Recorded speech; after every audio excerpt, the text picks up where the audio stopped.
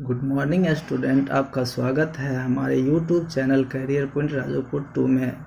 जिन लोगों ने अभी तक इस चैनल को सब्सक्राइब नहीं किया है, चैनल को सब्सक्राइब करें, बेल आइकन दबाएं ताकि हमारे वीडियोज़ के अपडेट आपको समय समय पर मिलता रहे।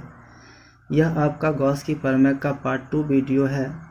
अगले पार्ट में आपको गॉस की प्रमेय से संबंधित महत्वपूर्ण ऑब्जेक्टिव्स बता रहे थे, जिसमें क्वेश्चन नंबर 9 तक आपको बताए थे। अब क्वेश्चन नंबर 10 से इस पार्ट 2 वीडियो में आपको बताऊंगा। जैसे इसमें क्वेश्चन नंबर 10 आप देखते हैं, इसमें देखिए कह रहा है कि वायु में स्थित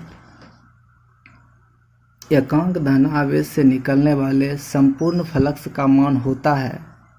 इसका ऑप्शन नंबर ए है एप्सिलॉन नॉट, इसका ऑप्शन नंबर बी है 1/एप्सिलॉन नॉट, इसका ऑप्शन नंबर सी है 1/4π नॉट, और इसका ऑप्शन नंबर डी है 4π नॉट। तो इसमें देखिए दिया हुआ कहता है कि वायु में स्थित एकांक धन आवेश, मतलब आवेश Q जो है इसका मान दिया हुआ, एकांक मतलब एक कूलम्ब, और यह कहाँ स्थित है? तो वायु में स्थित है। कहता है इससे निकलने वाली संपूर्ण फ्लक्स का मान बताइए। अगर कोई आवेश स्थित रहता है तो सबसे पहले उसमें फ्लक्स निकालने के लिए उस आवेश को बंद सतह के अंदर होना चाहिए था। तो इसके लिए हम गॉसियन सतह खींचते हैं। गॉसियन सतह खींचते हैं तो आपको पता है कि गॉस के प्रमेय से किसी भी बंद सतह के कारण कुल विद्युत फ्लक्स जो होता है सतह के अंदर उपस्थित आवेश के 1/एप्सिलॉन नॉट गुना होता है। तो यहाँ पर आपको फाई निकालना है, इसका मान मालूम नहीं है। गॉस के प्रमेय से किसी सतह से निकलने वाले कुल विद्युत फ्लक्स सतह के अंदर उपस्थित आवेश के 1/एप्सिलॉन नॉट गुना होता है। तो यहाँ पर हो जाएगा फाई बराबर आवेश का मान 1 गुना में हो जाएगा 1/एप्सिलॉन नॉट। तो यहाँ पे इसका सही ऑप्शन हो जाएगा 1/एप्सिलॉन नॉट, जो कि ऑप्शन नंबर बी है। चलिए नेक्स्ट क्वेश्चन पे आते हैं। अब नेक्स्ट क्वेश्चन में इसमें क्वेश्चन नंबर 11, इसमें कह रहा है एक आविष्ट चालक की सतह के किसी बिंदु पर विद्युत क्षेत्र की तीव्रता। एक आविष्ट चालक की सतह के किसी बिंदु पर विद्युत क्षेत्र की तीव्रता, इसका ऑप्शन नंबर ए है 0 होती है, ऑप्शन नंबर बी है सतह के लंबवत होती है, ऑप्शन नंबर सी है सतह के स्पर्शीय होती है, ऑप्शन नंबर डी है सतह से 45 डिग्री के कोण पर होती है। तो इसका सही ऑप्शन हो जाएगा, आंसर हो जाएगा ऑप्शन नंबर बी। दोस्तों सतह के लंबवत होती है।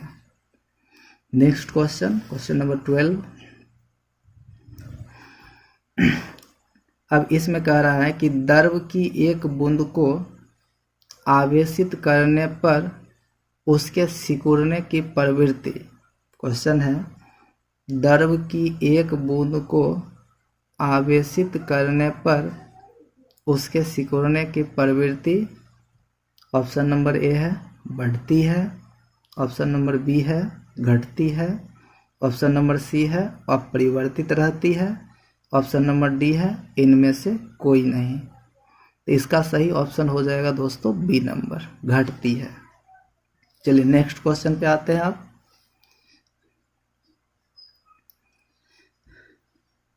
अब देखिए नेक्स्ट क्वेश्चन में कहता है एल लंबाई की भुजा वाले एक घन के केंद्र पर Q आवेश स्थित है। घन के किसी एक पृष्ठ से निकलने वाला विद्युत फ्लक्स है। क्वेश्चन है एल लंबाई की भुजा वाले एक घन के केंद्र पर Q आवेश स्थित है। घन के किसी एक पृष्ठ से निकलने वाला विद्युत फ्लक्स है। इसका ऑप्शन नंबर ए है Q/एप्सिलॉन नॉट, इसका ऑप्शन नंबर बी है Q/6 नॉट, इसका ऑप्शन नंबर सी है AQ² नॉट, इसका ऑप्शन नंबर डी है 6Q/एप्सिलॉन नॉट। देखिए अब कहता है कि इसमें एक घन है,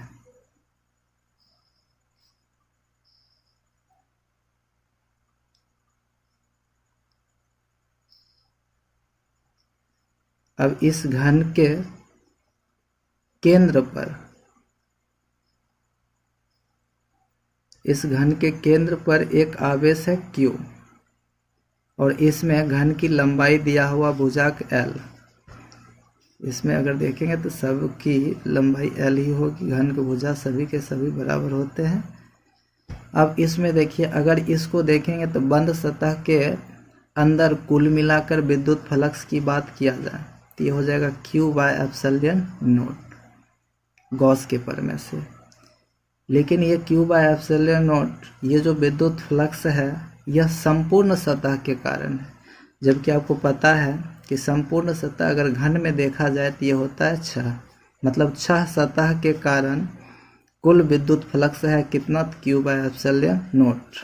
आपको निकालना है दोस्तों एक सतह के कारण, तो एक सतह के कारण कुल विद्युत फ्लक्स हो जाएगा Q/ε0 और नीचे आ जाएगा 6, मतलब इसका सही ऑप्शन हो जाएगा Q/6ε0 जो कि ऑप्शन नंबर बी है। तो इसका सही आंसर हो जाएगा option number B.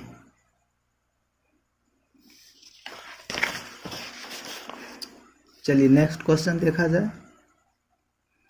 Next question 14 number में, इसमें कह रहा है कि आवेश की एक समतल चादर जिसका पृष्ठ घनत्व सिग्मा है के समीप r दूरी पर विद्युत क्षेत्र की तीव्रता है। कहता आवेश की एक समतल चादर जिसका पृष्ठ घनत्व सिग्मा है के समीप r दूरी पर विद्युत क्षेत्र की तीव्रता है। इसका ऑप्शन नंबर ए है σ/2ε0, इसका ऑप्शन नंबर बी σ/ε0, इसका ऑप्शन नंबर सी σr/2ε0, इसका ऑप्शन नंबर डी है σr/ε0। तो दोस्तों आपको पतले आवेशित चादर के कारण तीव्रता आपको इसमें बताया गया होगा कि पतले आवेशित चादर के कारण किसी भी दूरी पर अगर पूछा जाए तो तीव्रता का मान होता है σ/ε0। इसका सही आंसर हो जाएगा ऑप्शन नंबर बी। चलिए नेक्स्ट क्वेश्चन देखा जाए। अब इसमें देखिए कह रहा है r त्रिज्या और l लंबाई का एक बेलन ई तीव्रता के समरूप विद्युत क्षेत्र में इस प्रकार रखा है कि बेलन की अक्ष विद्युत क्षेत्र के समांतर है। बेलन के पृष्ठ से कुल विद्युत फ्लक्स होगा। फिर से देखा जाए क्वेश्चन, कहता है r त्रिज्या और l लंबाई का एक बेलन ई तीव्रता के समरूप विद्युत क्षेत्र में इस प्रकार रखा है कि बेलन की अक्ष विद्युत क्षेत्र के समांतर है। बेलन के पृष्ठ से कुल विद्युत फ्लक्स होगा। इसका ऑप्शन नंबर ए है 2πr²e, ऑप्शन नंबर बी है πr²e, ऑप्शन नंबर सी है πr² + 2πl × e, option number D है 0। देखिए क्वेश्चन में क्या कह रहा है। क्वेश्चन में कह रहा है कि यहाँ पे एक बेलन है। अब ये बेलन है,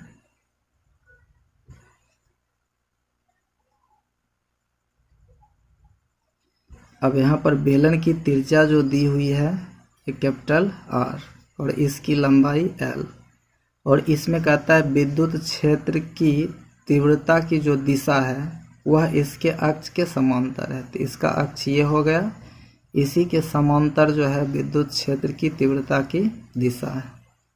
मतलब यहाँ पर ये देखिए विद्युत क्षेत्र की तीव्रता की दिशा ये हो गया E।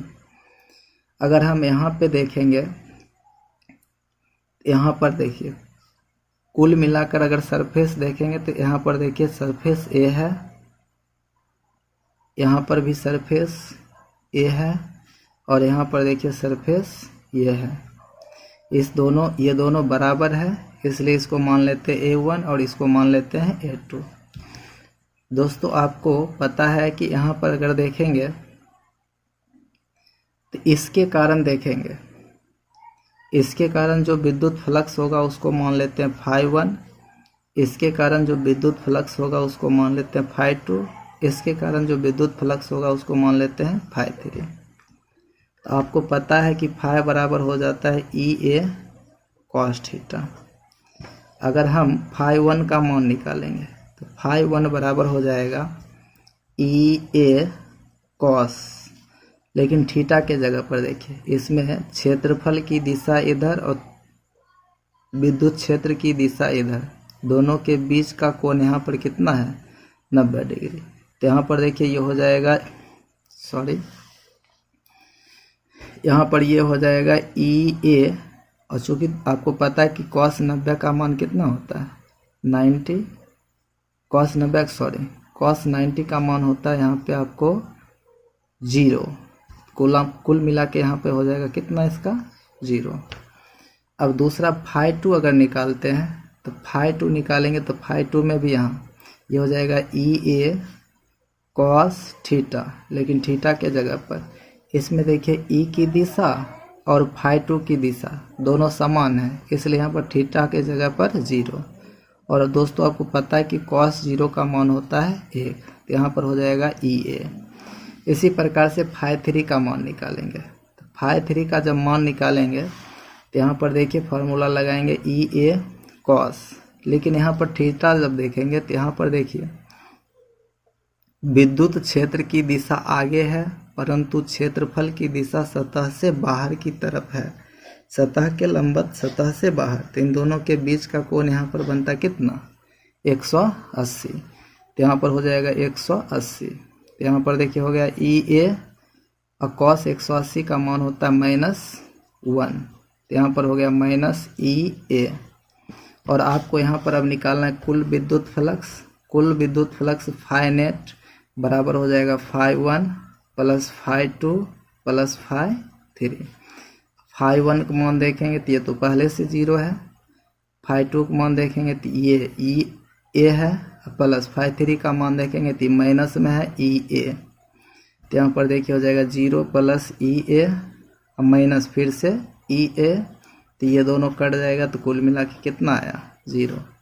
तो इसका सही आंसर हो जाएगा दोस्तों 0, जो कि डी नंबर ऑप्शन है।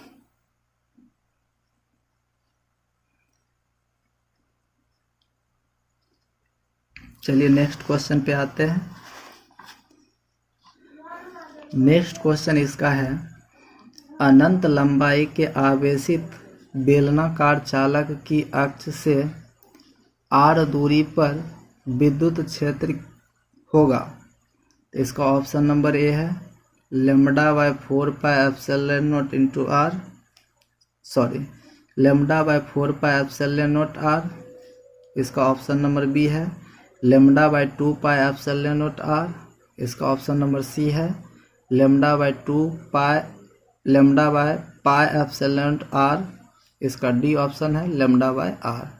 तो दोस्तों इसका सही ऑप्शन होगा λ/2πε0 r। नेक्स्ट क्वेश्चन कहता है एक खोखले गोले की त्रिज्या r मीटर तथा उस पर आवेश q कूलम्ब है, उसके केंद्र पर विद्युत विभव होगा। ये नेक्स्ट अगले चैप्टर का क्वेश्चन आ गया विभव से, फिर भी देख लीजिए। इसका ऑप्शन नंबर ए है 0, इसका ऑप्शन नंबर बी है q/4πε0 r। इसका ऑप्शन नंबर सी है q/2πε0 r²। इसका ऑप्शन नंबर डी है, यहाँ डी होना चाहिए, QR/4πε0 r। तो इसका दोस्तों सही ऑप्शन हो जाएगा बी नंबर। विभव का मान होता है v बराबर 1/4πε0 q/r। इसका सही ऑप्शन हो जाएगा बी। नेक्स्ट क्वेश्चन कहता R1 व R2 त्रिज्याओं के दो चालक गोले के पृष्ठ पर आवेशों के पृष्ठ घनत्व बराबर हैं। पृष्ठों पर विद्युत क्षेत्र की तीव्रताओं का अनुपात है। कहता R1 व R2 त्रिज्याओं के दो चालक गोले के पृष्ठ पर आवेशों के पृष्ठ का घनत्व बराबर है। पृष्ठों पर विद्युत क्षेत्र की तीव्रताओं का अनुपात है। तो यहाँ पर ऑप्शन नंबर है ए, R1 का स्क्वायर बाय R2 का स्क्वायर। ऑप्शन नंबर बी है R2 का स्क्वायर बाय R1 का स्क्वायर। ऑप्शन नंबर सी है R1 bye R2। Option number D है R1:1। तो दोस्तों इसका सही आंसर हो जाएगा 1:1। Next question.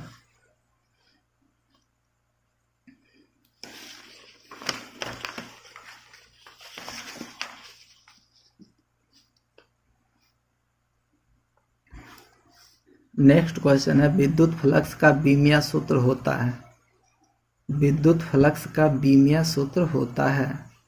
ऑप्शन ए है mL/3 T/3 ए। ऑप्शन नंबर बी है mL/3 T/-3 ए। ऑप्शन नंबर सी है mL/3 T/-3 A/-1। Option number D है mL/-3 T/-3 ए। दोस्तों आपको पता है कि फाई बराबर होता है EA, और आपको ये भी बताया गया होगा कि E बराबर होता है F/Q। अगर हम F का बीमीय सूत्र देखेंगे तो ये हो जाता है mL T/-2, और Q का जब बीमीय सूत्र देखेंगे तो इसका होता है IT या AT। अब इससे जब इसको लिखेंगे तो ये हो जाएगा mL T/-3 और A/-1। यहाँ पर इसके लिए जब लिखेंगे ये हो जाएगा mL T/-3 A/-1। ये हुआ विद्युत क्षेत्र। और इसके साथ यहाँ देखिए क्षेत्रफल है। क्षेत्रफल को होता है L², L/2।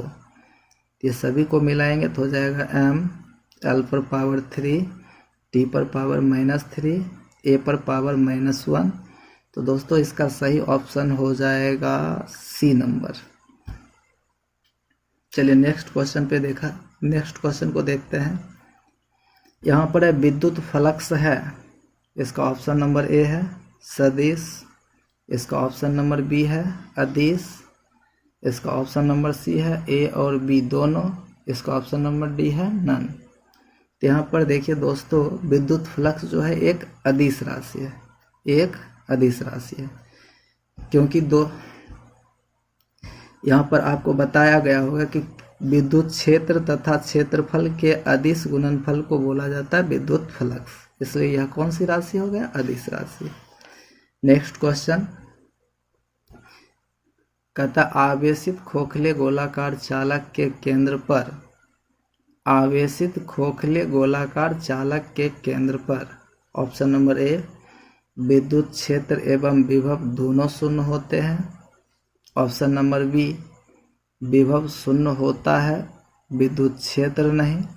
Option number C विद्युत क्षेत्र शून्य होता है, विभव नहीं। ऑप्शन नंबर डी दोनों ही शून्य नहीं होते हैं। तो दोस्तों इसका सही ऑप्शन हो जाएगा, आंसर हो जाएगा ऑप्शन नंबर सी। विद्युत क्षेत्र शून्य होता है परंतु विभव शून्य नहीं होता है। तो ये अभी तक का लास्ट क्वेश्चन था। नेक्स्ट क्वेश्चन अगले एपिसोड में बनाएंगे, अगले पार्ट में बनाएंगे। दोस्तों अभी तक अगर आप इस चैनल को सब्सक्राइब नहीं किए हैं तो चैनल को सब्सक्राइब कर लीजिए, बेल आइकन को दबा दीजिए और अपने दोस्तों के बीच शेयर कर दीजिए। Thank you.